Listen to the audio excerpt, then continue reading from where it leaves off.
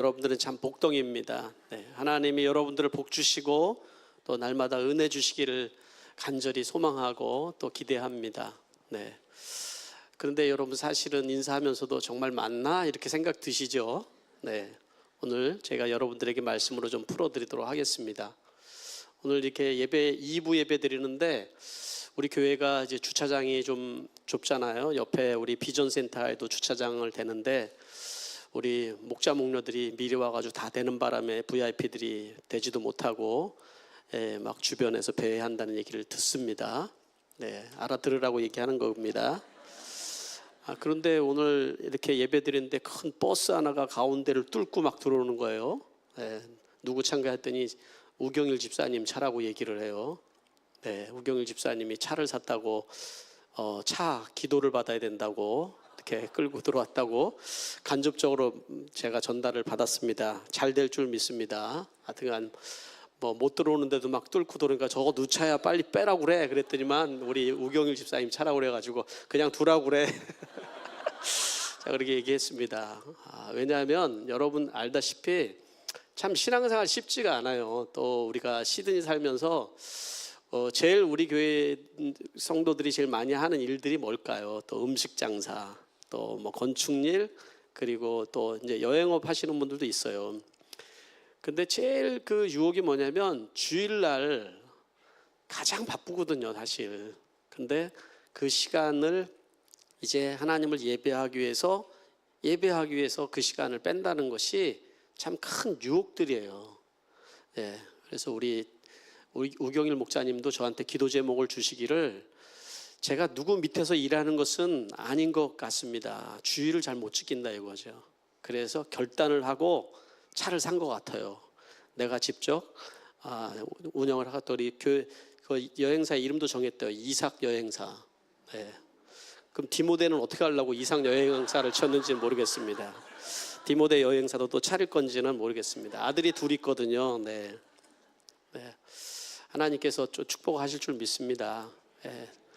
뭐 어느 한 분만 얘기하는 것이 아니라 여러분들이 정말 다 일터가 있고 사업장에 있는데 신앙생활하면서 경제생활하는 것이 정말 쉽지 않습니다. 그렇죠? 하나님 앞에 11조도 해야죠. 또 섬기로 다녀야 되죠. 다른 사람보다 작은 시간에 일을 해야 되죠. 뭐 이 모든 것들이 참 경쟁적으로 봤을 때는 손해 보는 것 같습니다. 그러나 하나님이 복을 주시고 은혜 주실 줄 믿습니다. 제가 요셉에 대해서 강의를 계속 하고 있는데 지금은 요셉의 고난의 시간을 지나가는 중이에요. 그렇지만 요셉이 총리가 된 다음에 요셉이 무엇을 세웁니까? 앞으로 이집트 땅에 임할 큰 기근, 7년 기근을 요셉을 통해서 준비하게 하시거든요. 앞으로 우리 세계 경제가 지금 전쟁도 나고 또 어떻게 보면은 지금 경제가 지금 위태위태하다. 어디 가든지 다 듣는 얘기가 큰일 났다. 뭐 땅이 꺼지는 소리만 듣습니다. 그나마 시드니 사는 여러분들 조금 더 낫지만 어려운 시대를 살고 있는데 저는 기도하는 여러분들에게 앞으로 미래를 미리 내다보고 하나님께 주시는 은혜와 복을 경험하는 여러분 됐으면 좋겠습니다. 그러기 위해서는 하나님이 항상 나와 함께 하신다는 그 훈련이 필요해요. 그래서 내가 지금 어떤 상황에 있든지 어떤 그 여건에 있든지 하나님이 나와 지금 함께 하신다는 확신을 가지고 살아가는 거 무엇보다도 중요한 줄 믿습니다. 오늘은 제목이 그렇습니다. 왜 나를 어둠 속에 두십니까? 요셉이 이제 감옥에 있었던 이야기를 지난주에 했습니다. 그래서 이번 주에 제목을 정할 때 제가 원래 이렇게 정했습니다. 슬기로운 감옥 생활. 그리고 제목이 아무리 마음에 안 들어서 이제 풀어서 이게 쓴 게 왜 나를 어둠 속에 두십니까? 라는 제목입니다. 누에 고치가 나비가 되기 위해서는 한 10일에서 20일 사이에 그런 누에의 시간 뭐라고 그러나요? 딱딱한 껍질을 만들고 그 안에서 보내는 시간이 있다고 그래요. 그러니까 겉으로 보기에는 그 딱딱한 껍질 안에 무슨 일이 있겠나? 아무 무가치한 시간들, 움직이지도 못하고 그 안에서 일어나는 것들에 대해서는 우리는 알 수도 없고 그러지 않습니까? 그런데 그 안에 놀라운 일이 일어나고 있다는 거예요. 그 누에가 나비가 되기 위해서 그 자기를 완전히 바꾸는 작업을 그 안에서 하는 거예요. 그러니까 자기 그 누의 그 DNA와 그 세포를 완전히 녹여서 이제 날개를 달고 그리고 나비로 준비되는 것으로 완전히 탈바꿈하는 작업을 그 어둡고 캄캄한 그 속에서 준비를 하고 있다는 거예요. 그 상상이 갑니까, 여러분? 인간의 지혜로는 참 전혀 이해가 안 되는 일이 그 안에 일어나고 있는 거예요. 그리고 아주 조그만 구멍으로 이 나비가 나오기 위해서 얼마나 애를 쓰는지 몰라요, 여러분. 그죠? 정말 그 어떻게 그 큰 나비가 그 조그만 바늘구멍보다 더 작은 거기로 어떻게 기어 나오는가? 그래서 뭐 학자들이 좀 더 빨리 이렇게 나오게 하기 위해서 살짝 이렇게 가위나 칼로 찢어줬더니 금방 나오더라는 거예요. 그렇지만 그런 나비들은 오래 살지 못하고 힘을 잃고 금방 죽어버리더라는 거예요. 힘이 들지만 또 어렵지만 자기 힘으로 나온 그 나비들이 아름다운 나비가 되어서 이 세상을 날아다니는 거죠. 네? 그런 영적인 원리가 우리 신앙생활에도 저는 있는 것 같습니다. 바로 우리가 지금 말씀을 듣고 있는 요셉의 이야기가 그런 이야기라는 생각을 해보게 됩니다. 요셉의 삶이 어떻게 보면 하루아침에 구덩이로 던져졌잖아요. 그리고 형들에게 주먹질 당하고 악한 말로 욕을 먹고 구타를 당하면서 버려졌어요. 그것만도 정말 너무나도 화가 나는 일인데 요셉은 노예로 팔렸단 말이에요. 채색 옷은 벗겨지고 노예 옷을 입고 살아가는 그 삶도 너무나도 힘든데 그 가운데 그래도 하나님이 함께 하시는 삶을 통해서 그는 모든 유혹을 이기고 시험을 이깁니다.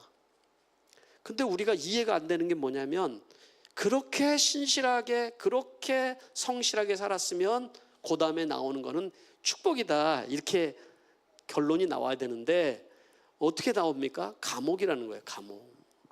하나님이 왜 요셉을 감옥에 두시는지.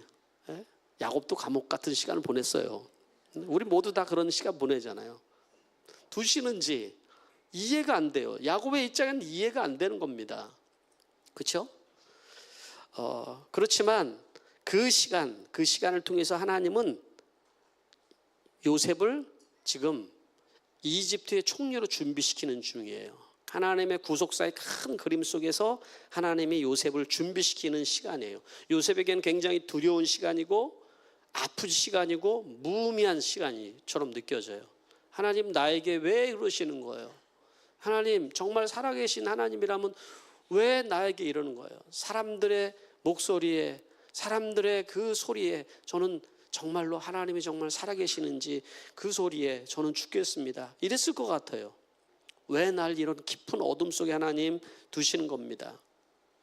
요셉의 존재가 감옥에 갇혀져서 잠시 끝났으면은 그것이 그래 간증도 하고 막 이렇게 다닐 텐데 그게 아니라 그 감옥 생활이 언제 끝날지도 모르고 계속된다고 그러면 아마 그 시간은 요셉에게 잊혀진 시간이죠. 그리고 요셉에게는 정말 무가치한 시간이라고 느껴지는 그 시간이었다라는 거예요.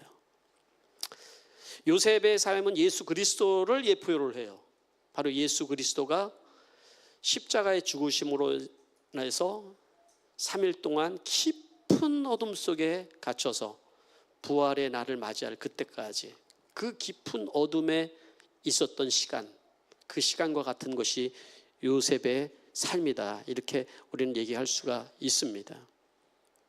오늘 말씀을 한번 따라가면서 그 요셉의 마음과 요셉이 그 어둠 속에서 어떻게 슬기로운 감옥 생활을 하는지 한번 우리 봤으면 좋겠는데요. 말씀의 시작은 이렇게 시작합니다. 이런 일이 있은 지 얼마 뒤에 이렇게 시작을 하고 있습니다.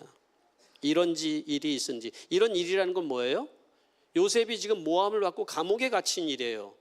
감옥이라는 것은 최악의 고통의 시간이라고 지난주에 여러분들에게 말씀을 드렸어요. 왜냐하면 자유가 없고 또 내 모든 권리가 다 박탈되는 시간이기 때문에요. 내가 할 수 있는 것이 아무것도 없기 때문에. 이런 감옥에 갇혀 있는 것 자체도 고통스러운데 그곳에서 살아가는 것은 또 다른 문제일 수도 있는 것이죠.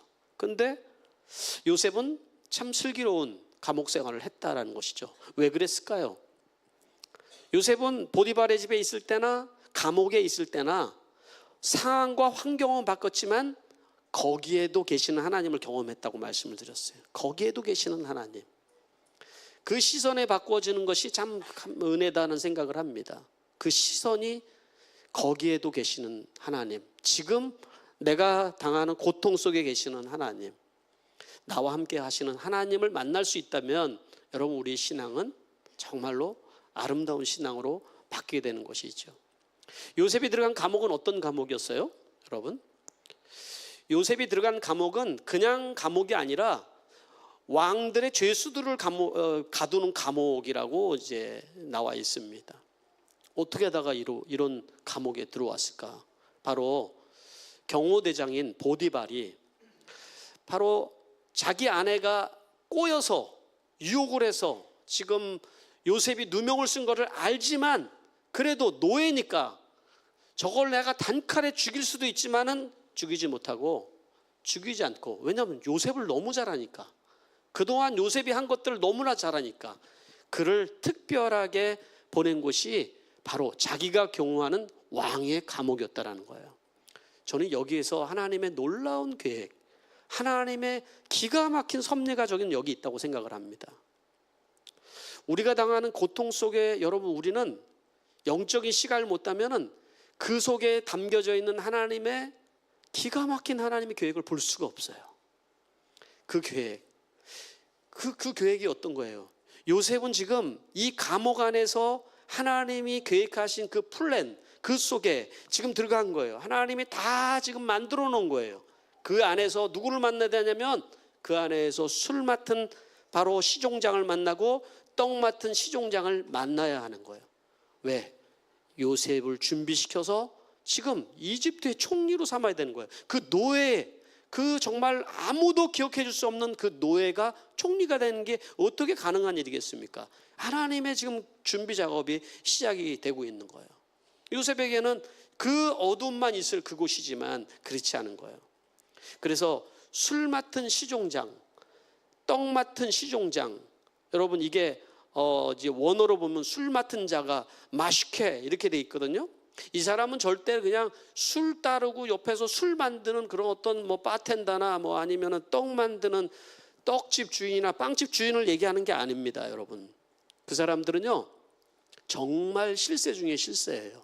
왕 옆에서 실세 중에 실세예요. 이번 주에 제가 기사를 하나 봤는데 그 뭐냐면은 이전에 러시아 푸틴하고 김정은이하고 같이 만찬을 하면서 둘이 이렇게 잔을 드는 장면이었어요. 영상으로 이렇게 잔을 들고 짠 한 다음에 마시는 흉내를 하더니 여기까지만 딱 가고 다 내려놓더라고요. 표정은 이 안에 뭐가 들어있을 줄 알아, 이런 표정인 거예요. 네? 이 안에 뭐가 들어있을 줄 알아. 권력을 가지고 있다는 것은 극도로 자기 생명이 너무 소중하기 때문에 극도로 조심하잖아요. 굉장히 조심하는 거예요.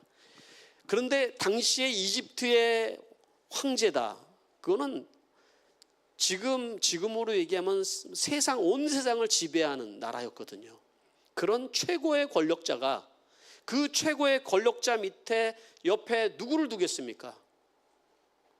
먹는 것 하나, 입는 것 하나, 마시는 것 하나도 정말로 조심해야 되는 거잖아요.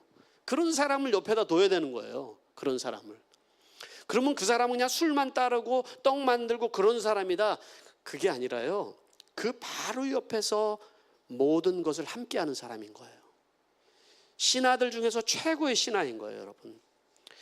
국제 정세를 얘기하고 상황을 얘기하고 필요한 어드바이스를 해주고 그리고 임금의 비율을 맞추고 기분을 맞추는 그런 사람인 거예요.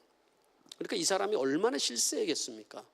그런 사람이 무슨 말을 잘못했는지 어떤 잘못을 했는지 모르지만 그가 감옥에 왔다라는 거예요. 감옥에 올 사람들이 아닌데 그가 감옥에 왔는데 그 감옥도 어디냐? 요셉이 갇혀 있는 그 감옥에 왔다라는 거예요. 그러니까 하나님이 기가 막힌 섭리 아니겠습니까? 하나님이 기가 막히게 그때 마침 요셉이 있는 그 감옥에 바로 술 맡은 시종장과 떡 맡은 시종장 두 사람이 거기 왔다라는 거예요. 그리고 보디발이 얘기합니다. 네가 섬겨라고 얘기를 해요. 요셉은 섬김하면은 벌써 보디발의 집에서 밑바닥에서부터 지금 노예로부터 지금 훈련을 받아오는 거예요. 그 구덩이 같은 그 감옥에서 요셉이 섬긴다는 의미가 뭐겠습니까? 뭐 똥 치우고 아니면 벌레 잡고 지저분 거 청소하고 그리고 음식 나르고 뭐 그런 노예보다도 더 노예 같은 밑바닥 생활 아니겠습니까? 그렇죠? 그리고 그 지체 높은 사람들이 왔으니 말도 얼마나 험하게 했겠습니까? 그들이 얼마나 요셉을 깔보고 우습게 여기고 막말을 해댔겠습니까? 그죠? 그런데 요셉은 그들을 섬겼다라는 거예요. 그게 아주 정말 어떻게 보면은 내가 이런 데까지 와가지고 이래야 되는가? 그런데 성경은요, 하나님이 요셉에게 은혜를 베풀어 주셔서 하나님이 함께 해주셔서 그들을 섬기게 했다고 얘기를 하는 거예요. 저는 요셉이 언제든지 가든 현실 적응이 굉장히 뛰어나다고 생각해요. 구덩이에서 간신히 거쳐서 노예로 팔아갔을 때도 좌절하지 않고 그 현실 속에서 최선을 다해서 섬기는 삶을 살았고, 그리고 감옥에 와서도 지금 이렇게 살아가는 거예요. 보디발의 집에서 그 성실함을 가지고 총리가 되었어요. 집의 총리가 되었어요. 지금 감옥에서도 지금 뭐 하는 사람이 됐어요? 총리가 된 거예요. 예? 총무, 총리는 아니고 총무. 예? 총무가 뭐예요, 여러분? 저는 총무를 경험해 본 적이 별로 없어요. 다 회장만 해가지고. 주일학교 회장, 학생부 회장, 중등부 회장, 대학생 회장, 뭐 하여튼 이게 좋은 게 아니더라고요, 이게. 예?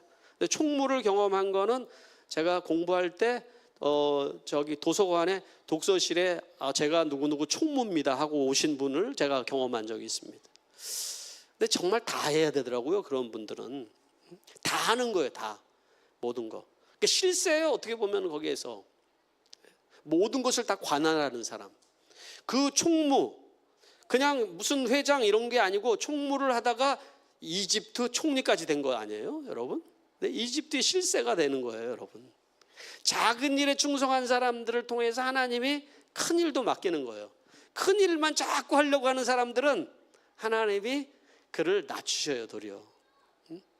그러니까 너무 자꾸 자기를 드러내는 거, 또 내 이름이 내는 거, 또 나를 알아주는 거, 이런 거에 너무 집중하지 마세요. 하나님이 찾으시는 사람은 정말 작은 거를 하시는 사람들이에요. 거기에 충성을 하는 사람이에요. 교회를 하다 보면요, 어떤 행사를 하고 또 무슨 일을 하고 나면은 항상 앞서서 드러나는 사람들도 있습니다. 그 사람들도 귀하지만요, 끝까지 뒤에서 정리하고 챙기고 또 어떻게 되는지 잠깐 그 부분을 놓고 기도해주고 이러는 사람이 귀한 거예요, 여러분. 그런 사람이 많이 있는 교회가 돼야 돼요, 우리 교회는. 자꾸 앞서서 일하면서 뭔가 열심히 일을 하지만 그러나 뒷정리가 안 되는 사람이 되면 안 돼요. 네? 작은 일에 충성하는 그런 사람들, 바로 요셉이 그런 사람이었다라는 거예요. 그렇게 하나님이 훈련시키는데 그 안에서 그 신하들과 뭘 얘기했겠습니까? 그 막말을 해대는 그 시종장들을 섬기고 또 대화하면서 이집트의 앞으로 그 국제 정세 총리가 되기 위한 준비를 거기서 하는 거예요. 무슨 학교를 다닌 것도 아닌데. 예? 얼마나 박식한 사람들이에요. 왕 밑에서 바로 밑에서 듣고 또 보고 배우고 얼마나 많은 해박한 것들이 있겠어요. 얼마나 국제 정세를 잘 알겠어요. 나라가 돌아가는 걸 잘 알겠습니까? 그죠? 그걸 다 거기서 배운 거고 하나님이 그렇게 준비를 시키는 것이죠. 6절 말씀은 이렇게 시작합니다. 6절 말씀 시작. 다음 날 아침에 요셉이 그들에게 갔는데 요셉은 그들에게 근심빛이 있음을 보았다. 그러니까 요셉은요,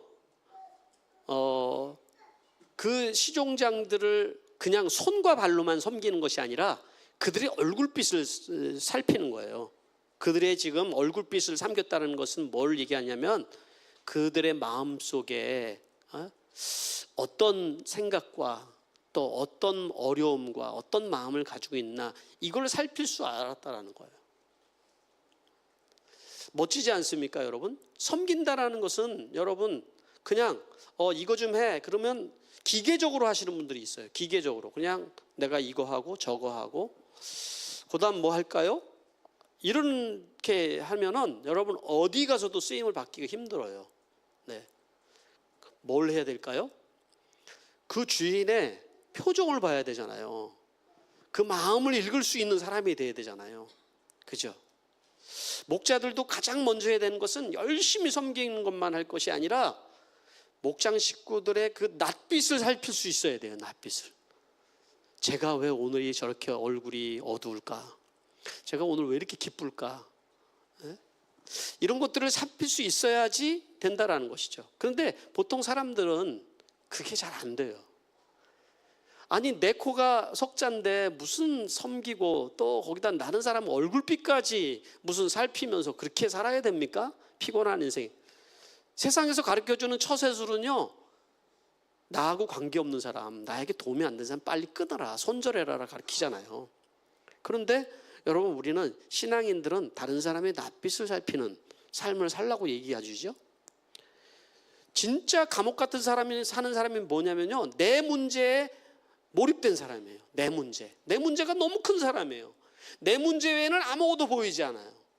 네? 주변이 아무것도 신경이 안 쓰여지는 거예요. 이런 사람들은 여러분 사실은 하나님의 그를 통해서 일하기가 쉽지가 않아요.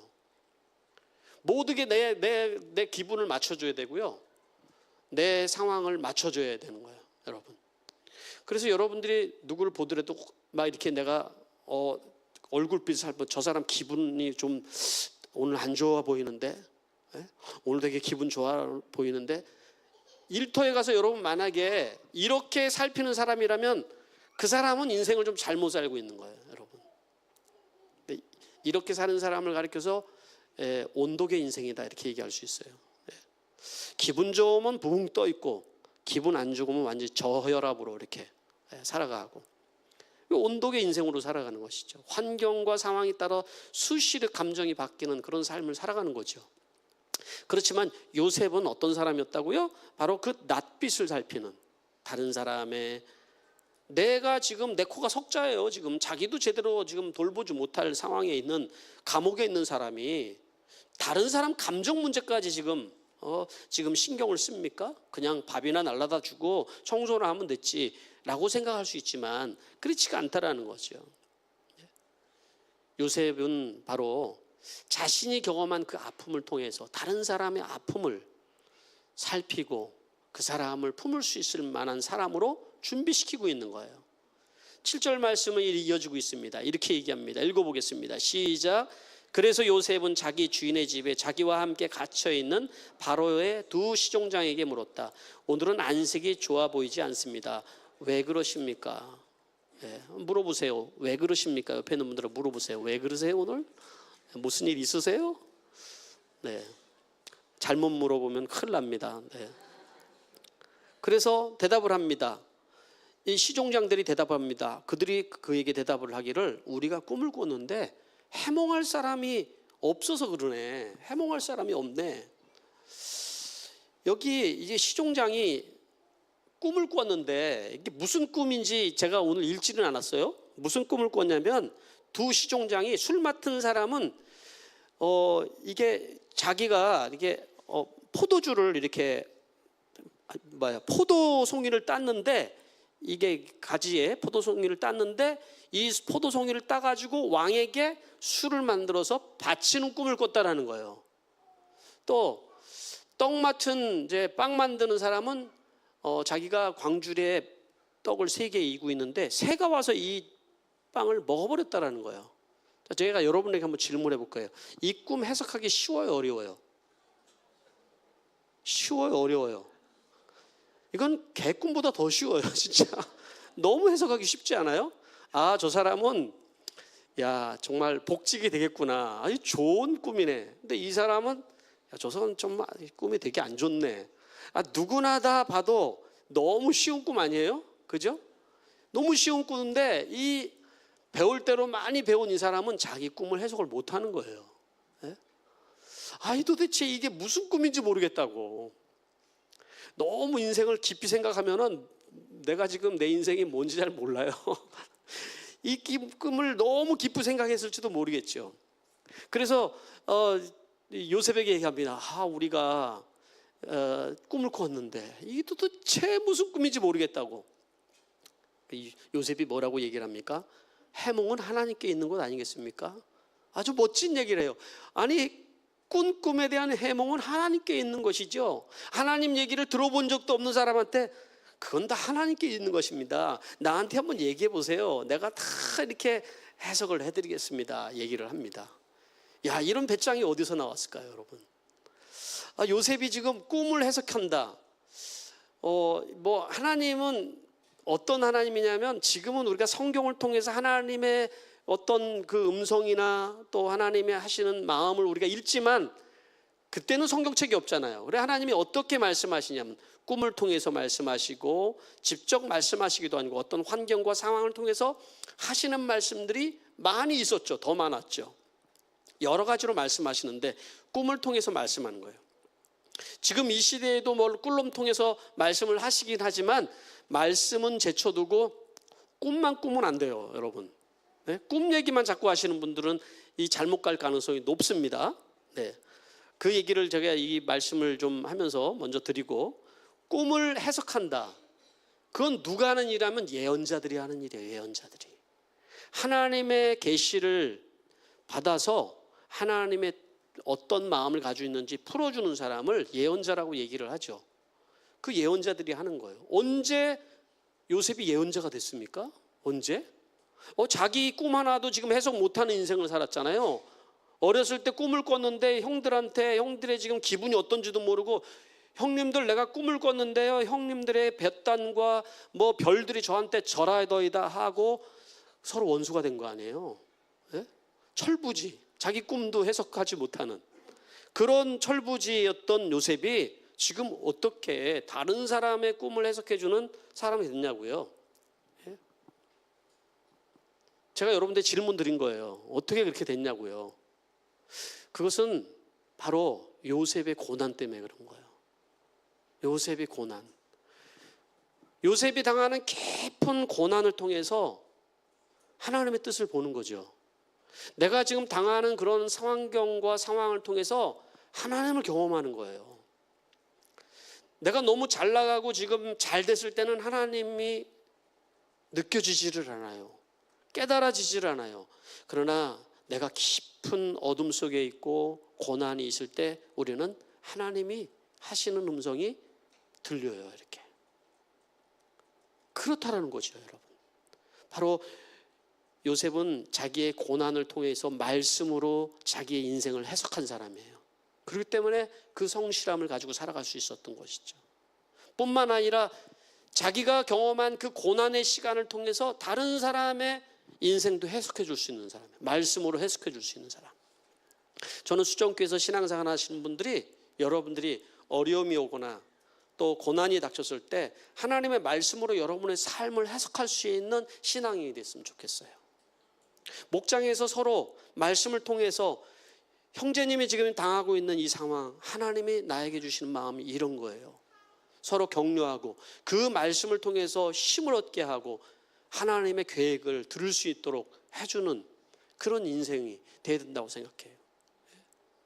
술 맡은 사람에게는 회복이 없고, 그리고 떡 맡은 사람은 심판의 예언이에요, 사실은. 네? 그 사람들이 깨달았는지 어떻는지는 모르지만 그에게는 바로 요셉을 통하여서 하나님 말씀을 듣게 되는 것이 있죠. 이런 것은 이 고난의 시간이 없었다면 불가능했던 시간인 거예요. 제가 아는 이제 목사님 한 분이 한국의 시골에서 목회를 하시는데, 목사님께서 자기 교회 성도의 간증을 얘기를 해주셨어요. 자매님이 기도를 참 많이 하시는 이제 성도님, 연세가 좀 있으신 성도님인데 남편이 돈을 많이 번대요. 그럼 좋잖아요. 그냥 많이 버는 것이 아니라 집도 좋은 거 사고 차도 좋은 거 사고 그리고 자기가 쓰고 싶은 만큼 얼마든지 돈을 이렇게 주고, 그런데 이 자매님은 늘 남편을 위해서 기도해요. 뭐라고 기도하냐면 우리 남편이 변하게 해주세요. 남편이 변하게 해주세요. 계속 기도를 하는 거예요. 그 기도의 이유는 남편이 돈을 많이 버는데 온라인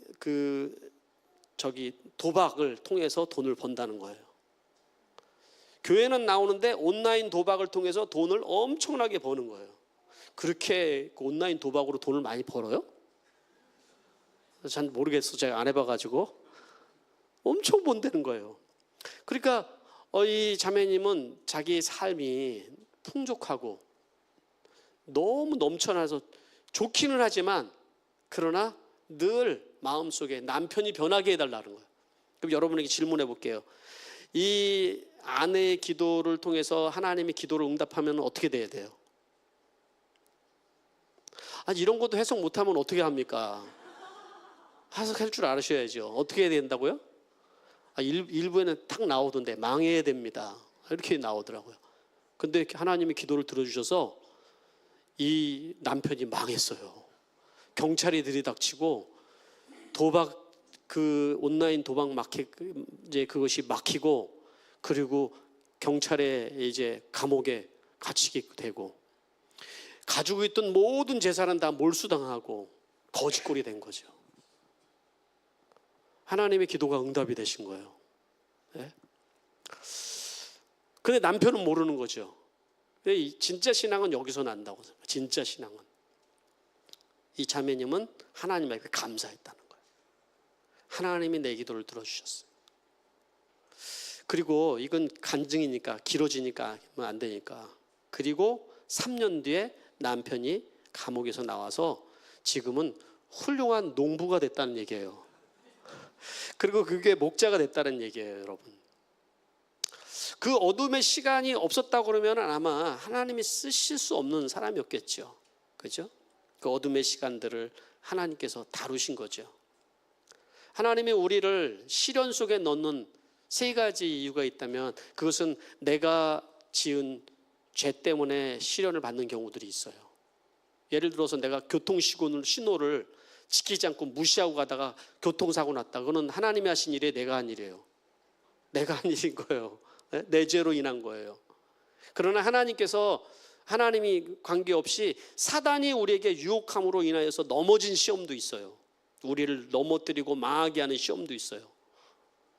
그렇지만 우리가 요셉 이야기를 통해서 듣는 이야기는 뭐냐면 하나님의 시련이에요. 이 일을 통과한 뒤에 하나님의 더 큰 하나님의 은혜와 복을 주시기 위한 계획이라는 것이죠. 바로 요셉의 시련은 그 깊은 어둠 속에 있는 그 요셉의 고난이라는 것은 바로 하나님의 바로 섭리가 있는 고난이라는 거예요. 요셉이 시종장을 꿈을 해석해주고 요셉이 이렇게 부탁을 합니다. 창세기 40장 14절에 보니까 이렇게 합니다. 시종장에게 당신이 잘 되는 날 나를 좀 기억해 주십시오.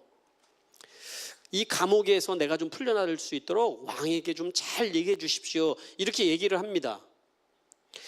그리고 정확히 3일 뒤에 바로의 생일날 바로 이 2 시종장이 풀려나게 되고, 바로 요셉이 예언한 대로 술 맡은 사람은 복직이 되지만은 그러나 떡 맡은 사람은 이제 죽게 되는 일이 있습니다.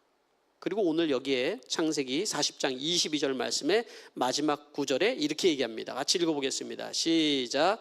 그러나 술잔을 올리는 시종장은 요셉을 기억하지 못하였다. 그는 요셉을 잊고 있었다. 좀 우울하게 끝났죠? 제가 오늘 이 말씀에 묵상을 했던 것은 바로 이 포인트였습니다.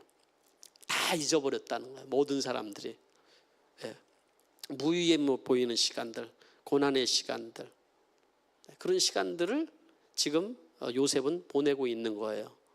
신의 악단에 소개가 돼가지고 많은 사람, 믿지 않는 사람들도 좀 많이 또 들은 곡이 있는데 그게 뭐냐면 광야를 지나며라는 찬양이에요. 이 가사가 이렇게 돼요. 왜 나를 깊은 어둠 속에 홀로 두시는지, 어두운 밤은 왜 그리 길었는지, 나를 고독하게, 나를 낮아지게 세상 어디에도 기댈 수 없게 하셨네. 광야에 서 있네. 주님만 내 도움이 되시고 주님만 내 빛이 되시는, 주님만 내 친구 되시는 광야, 주님 손 놓고는 단 하루도 살 수 없는 곳 광야에 서 있네. 그리고 2절이 이렇게 됩니다. 주께서 나를 사용하시려 광야를 더 정결케 하시려 나를 택하여 보내신 그곳 광야, 성령이 내 영을 다시 태어나게 하는 곳 광야에 서 있네. 요셉이 시련은, 요셉의 감옥은 바로 이 광야 같은 시간이죠. 깊은 어둠 속에서 홀로 남겨진 그 시간을 보내게 됩니다. 그렇지만 그 시간은 요셉이 정금화되는 시간이었어요. 그리고 2년 뒤에 그 술 맡은 관원장이 잊고 있었던 요셉을 바로 왕의 꿈을 통해서 기억하게 되게 되고 요셉이 불려나가게 된 것이죠. 여러분 생각해 보세요. 만약에 술 맡은 관원장이 나가자마자 잠깐만요, 내가 감옥에서 나를 도왔던 사람인데, 요셉이라는 사람인데 그 사람이 정말 억울하게 갇혀 있어요. 지금 꺼내줘야 돼요 라고 해서 나왔다 그러면 그는 자유인이 됐을 거예요. 그렇지만 그냥 히브리 한 사람의 자유인이겠죠. 노예로서의 자유인이었겠죠. 여러분 오늘 이 말씀을 통하여서 저는 여러분들에게 3가지를 짧게 적용을 하라고 말씀드리고 싶어요. 첫째는 타인의 얼굴을 살피는 섬김의 삶을 살아본다는 거예요. 자기 문제에 매몰된 온두개 인생이 아니라 타인의 얼굴빛을 살피는 인생이 되보시라는 거예요. 두 번째는 고난을 말씀으로 해석해 본다는 거예요. 말씀으로 고난이 해석이 안 될 때 여러분은 고난에 대한 그 의미, 하나님의 계획을 알 수가 없어요. 세 번째는 무의미해 보이는 시간을 하나님을 끝까지 신뢰한다. 이 3가지, 이것을 여러분들에게 한번 적용해 보면서 이 한 주도 여러분들이 승리할 수 있는 축복이 여러분 안에 있게 되기를 바랍니다. 우리 같이 이 시간에 1분 정도 우리가 침묵 가운데 기도하겠습니다.